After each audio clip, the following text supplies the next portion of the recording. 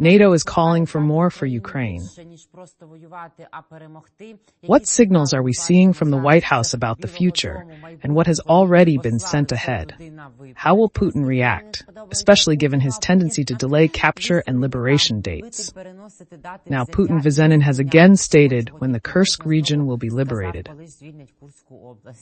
Oleksandr Musienko, head of the Center for Military Studies. Glory to Ukraine, glory to the heroes. NATO Secretary General Mark Rutte called on the West to do more than just let Ukraine fight, based on the fact that this is not the first time he has said this. After meeting with French President Emmanuel Macron, who met with British Prime Minister Keir Starmer the day before. Macron and Starmer spoke for 20 minutes one-on-one, which shows political detail and correctness. They discussed that at the G20 meeting, they would convince Biden to give Ukraine more than just permission to fight, including authorization for strikes on Storm Shadow and Scalp, and another $20 billion. In addition, they want Biden to show himself as a hawk, an eagle, not a mouse that everyone will forget. Байден теж може бути яструбом, орлом, а не такою мишкою, яка пробігла і, в принципі, і про яку забудуть.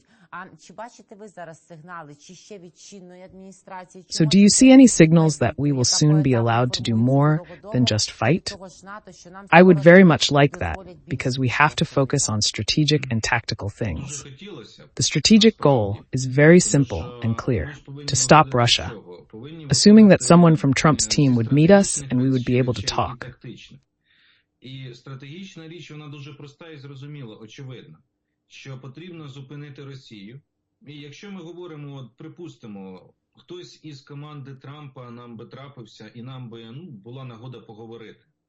It should be very simple to explain and say, look, your principle and the principle of President-elect Donald Trump is to make America great again. Make America great again. Let's agree that it is impossible to make America great again, an America that would be respected in the world, that would be reckoned with if this America closes in on itself. America cannot close itself off. The world is quite globalized. There are so many American companies and corporations around the world, so many investments, so many funds that are not invested in the United States alone. Obviously, these interests need to be protected. How do we make America be respected? Restore American leadership. Make America be reckoned with and feared.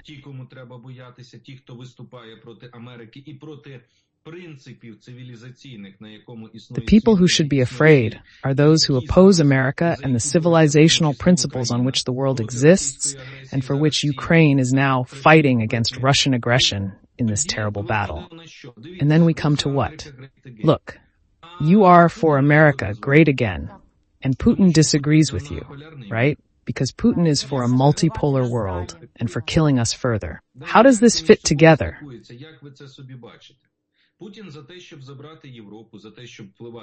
How do you see it? Putin is in favor of taking Europe, and this is not just a question of Ukraine. It's not just about the fact that he wants to destroy Ukrainian statehood. That's a fact that we've already understood, but that he wants to control Europe. Russia needs America to withdraw from Europe, and Putin is willing to play along with Trump or anyone to weaken American leadership, and Russia, with the support of China, will fill that vacuum. Russia may not have much money, but it has power and can leverage Taiwanese support via North Korea while using infantry as cannon fodder. China has the money, creating a strong tandem. Meanwhile, the New York Times reports Marco Rubio may be appointed Secretary of State in the Trump administration, with a focus on opposing China.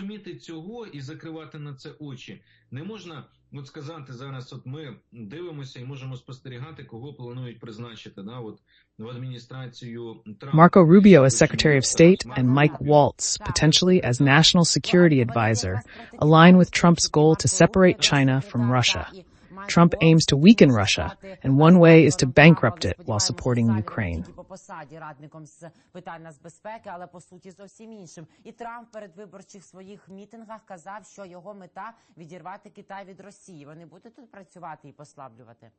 А от це найважливіше, тому що to stop these neo-imperial ambitions and manifestations of Russia forever, and to actually strengthen the influence of the United States in Europe. A strong Europe is a deterrent against China. Anyway, with a strong Ukraine and U.S. influence in Central Asia, something can be achieved. In any case, Russia must be weakened, because if Russia is strong, it means that its aggressive ambitions will continue. At whose expense are these ambitions? Against whom? Of course, Russia has aggressive ambitions against Europe. Who will pay for it?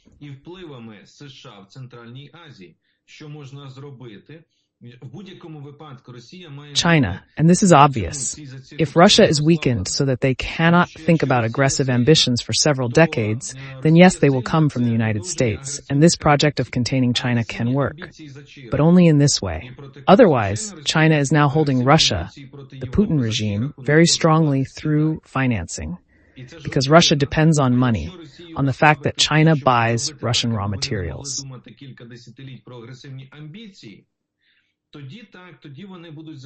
This is a very serious dependence, and the question is where they will get the money.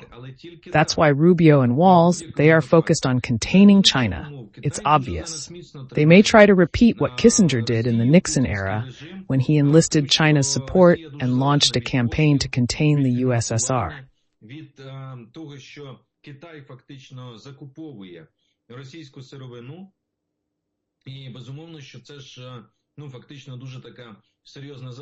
Now they can try the same thing, but I don't believe in it.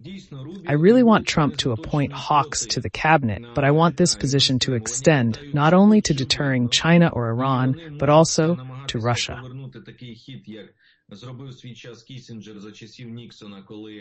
Він фактично заручився підтримкою тоді Китаю, і вони почали фактично кампанію на стримування СРСР. Ну, тому зараз вони можуть таке, але я мало в This would be right and fair, unequivocally, to this whole axis of evil and its frontmen. Але щоб ця позиція яструбина поширювалась не тільки на стримування Китаю чи Ірану, а й на Росію, це було б і правильно, і справедливо. Однозначно, на всю цю вість зла і її фронтменів.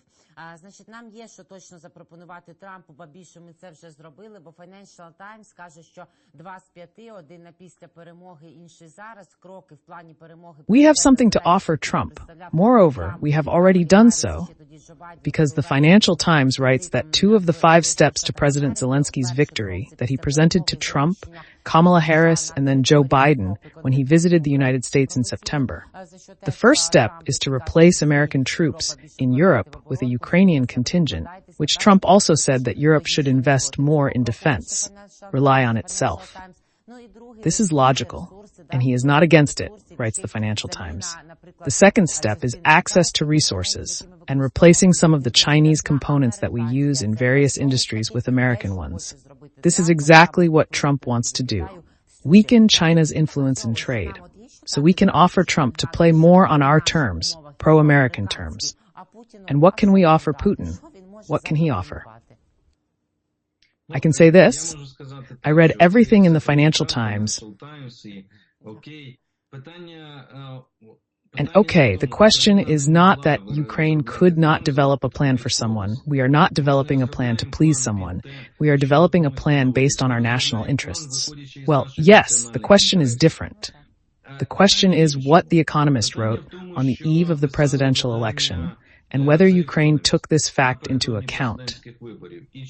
I think it did. What was this fact? It was that whoever becomes the next president of the United States, now, for the newly elected, this means what is called the Trumpification of America. Whoever it is, they will still live by certain principles laid down by Donald Trump, which means that he felt the problems that exist and he articulated them.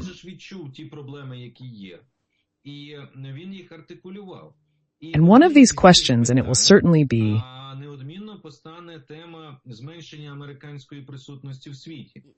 the topic of the reduction of the American presence in the world is isolationism, no matter how you slice it.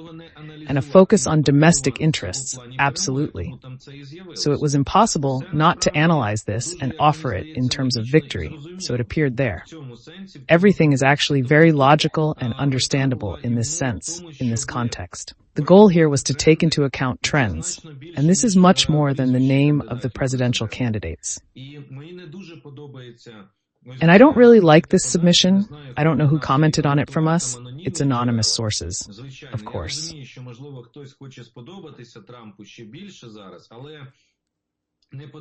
While some may want to please Trump, we shouldn't assume Ukraine knows for sure who will be president. During Ukraine's president's visit to the U.S., the victory plan was presented to Biden, Harris, Trump, and Congress, transparently and logically. Так і кандидатам в президенти Камалі Гарріс і Дональду Трампу. Всім. І так само членам Конгресу окремо. Тобто, це ж все було показано, абсолютно було прозоро. І логіка абсолютно зрозуміла. It is based on the fact that the United States would like to reduce its presence in Europe, and Ukraine could provide this moment. This is also good for Europe, by the way, because it's not just about the United States and not just about Trump. It's also about European countries that are also dependent on supporting Ukraine's membership in NATO, inviting Ukraine to NATO, which is also what the victory plan is about. I mean, these are really important nuances. And I think this was definitely not done to please anyone there, whether Trump or Harris, definitely. But it was just taking into account our national interests. After all, if the Americans like it, then in principle this puzzle can be put together, and Putin may not like it. It seems so. Well, Putin is first and foremost, one way or another, although he is navigating and paving the way, not only in Valdai for Trump, but now in Kursk. They should have thought ahead, as diplomat Vladimir Grisko reminded me, not to showcase Melania Trump at Russian propaganda outlets, praise Trump at Valdai, and now issue a new demand to liberate Kursk by January 20. Trump, being a narcissist and vindictive, may seek revenge on Putin. Пропагандистських помилках, а потім хвалити Трампа на Валдаї і тепер ставити до 20 січня нову вимогу, новий наказ звільнити Курську область, бо Трамп то і нарцис, і злопам'ятний, може ще й Putin, sensing pressure, demands the Kursk region be freed by January 20th. He brought 50,000 people, including his own, foreigners, and North Koreans, but it's not helping. A colleague from Espresso TV, now a spokesperson for the 47th Airborne Brigade, noted that Russians are struggling in Kursk, with the large contingent of nuclear-armed countries failing to help, as shown by the repeated postponements tied to Trump's inauguration. Oleksandr, what's wrong? They've been trying to launch a counteroffensive for years, but the days are getting darker and darker.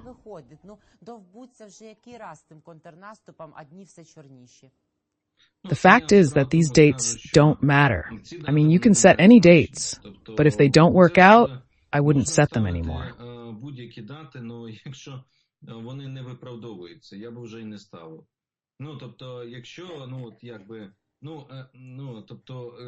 I mean, if it doesn't work that way, that's how someone imagines some kind of deadline. I mean, listen, I understand that this is a reproduction. I understand where this practice of talking about deadlines came from. It came from the Second World War. And many people are obsessed with that period, studying it, comparing it to many other things in the West, in Russia, especially since we are well aware of this, and they set deadlines the way Stalin set deadlines, or Hitler set deadlines. Well, the question is that Stalin could have shot someone or sent them to the Gulag, I want to remind you. Well, Hitler could have at least suspended someone, forgotten them, and so on. Well, Putin doesn't make such decisions here. So all these deadlines, are very, very conditional. More than one deadline has already been missed. On January 20th, we can conditionally assume that this is related to labor, because Trump will come, officially take office, which means that he will immediately form a cabinet on January 21st, or 22 or 23, and in the immediate narrow circle will already offer some conditions on which to reconcile with Russia, for example, and offer these conditions to Ukraine. It is clear that it comes down to this, and the condition cannot be that Ukrainian forces can withdraw from the Kursk region in exchange for something. That is, the Kursk region cannot be a condition for negotiations and cannot strengthen the Ukrainian position. Well, this is what we are talking about, actually. And so, in order to prevent this, we need to try to push the Ukrainian troops out by January 20th. It's simple.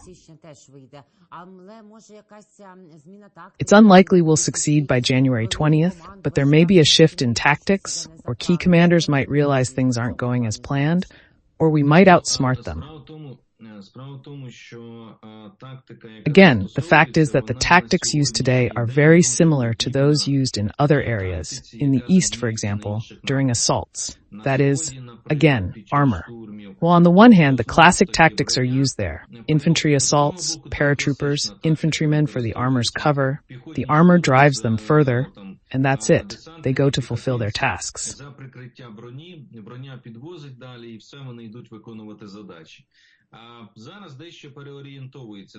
And now it is being reoriented somewhat, because in addition to these boxes with armored vehicles, the so-called boxes, there is also a factor of intensification of attacks by assault groups, infantry groups that are operating and engaging, and who are also participating.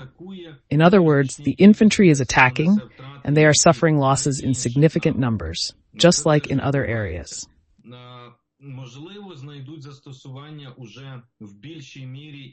This is also happening, and perhaps the troops from the DPRK will be used to a greater extent. This is something that can really happen, and this is a factor that can influence the situation there in some way. Because we haven't seen them in combat yet, we don't know exactly how much and what to expect from them, exactly how they will behave in these hostilities.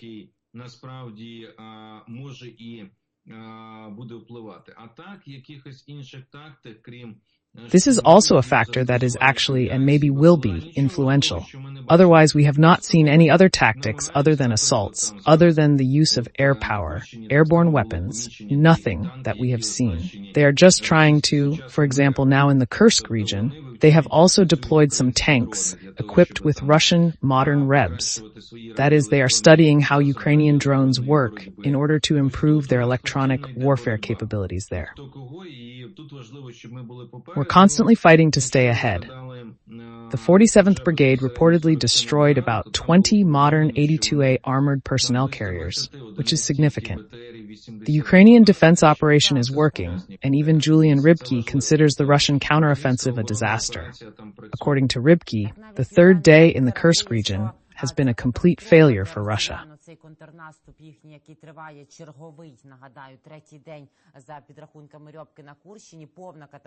He uses this word several times. In addition to the equipment and the modern large numbers, he also says that in these just a couple of days, at least 200 Russians have been killed and wounded. Putin has already paid the price there. And the Kurakhov direction? Has anything changed much since yesterday, when we discussed the dam blowing up there? There are no major changes as of today. Basically, the enemy continued to attack over the past day. They are quite intense and come from three directions. In fact, as of today, it is clear that the enemy is acting in the same way as it has acted in other areas before. Bakhmut, Diivka, and not only, when they are trying to actually take us in a pincer, encircle us with the prospect of complete encirclement of settlements, and of course, blocking logistics, creating serious obstacles, problems, and, let's say, disruptions in logistics. The fighting is ongoing, and our forces are concentrating on carrying out a deterrent operation. Its goals are clear: to stop the enemy's advance, to restrain the enemy as much as possible, as far as possible, in order to prevent them from developing the pace of the offensive, to exhaust them as much as possible, to inflict maximum losses.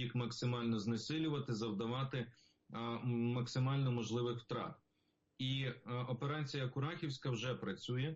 The Kurakivska operation is effective, securing Selidov despite the enemy's occupation.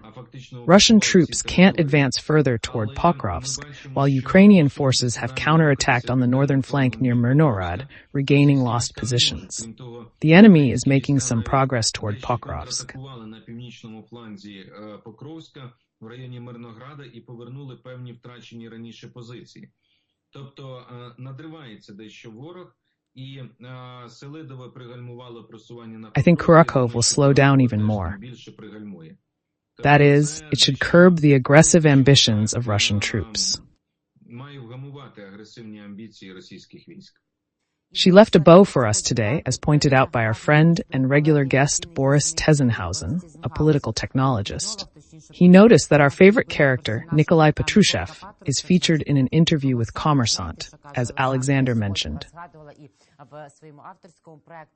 I mentioned you today in my project, where, based on your estimates, we've destroyed about 37 to 38% of the Russian Black Sea Fleet with missile strikes and unique maritime drones.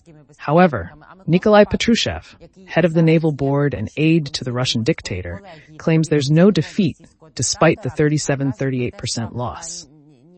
Никакого поражения нет. Цитую мовою оригіналу, бо інакше навіть і не скажеш, просто, дійсно, какое же пораження просто. Та всього-то 37-38%. He said, I personally checked the serious damage caused by the strikes of the Ukrainian Armed Forces, controlled by NATO specialists, and there was nothing. Everything was a failure. He may have checked with Moscow, but he claims everything is functioning well. What's the purpose of this lie? And how can Patrushev change the situation? Why haven't we acted on the remnants of the Black Sea Fleet? It's just that he shouldn't forget that he is an advisor on fleet development, and yet it's his job to demonstrate his work.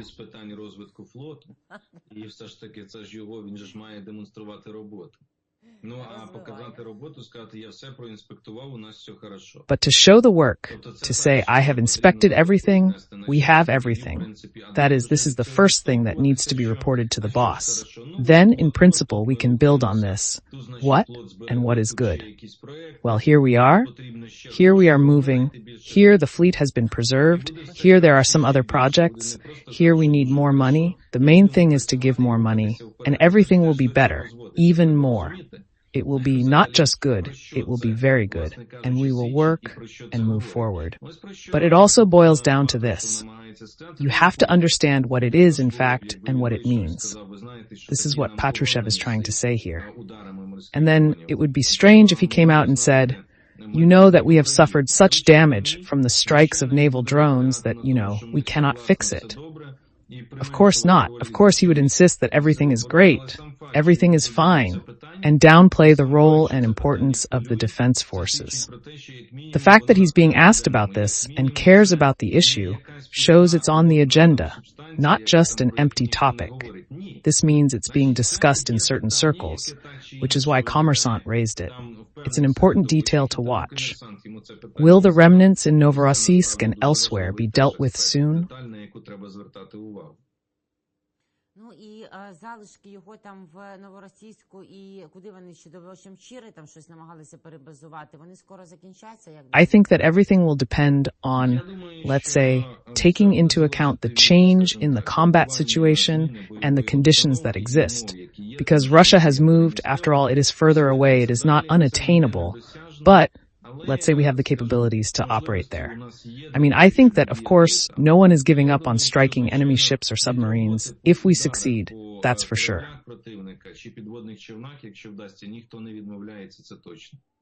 Oleksandr, thank you for joining us and sharing your insights. I look forward to seeing you again soon. To hear more from Oleksandr, subscribe to his YouTube channel below.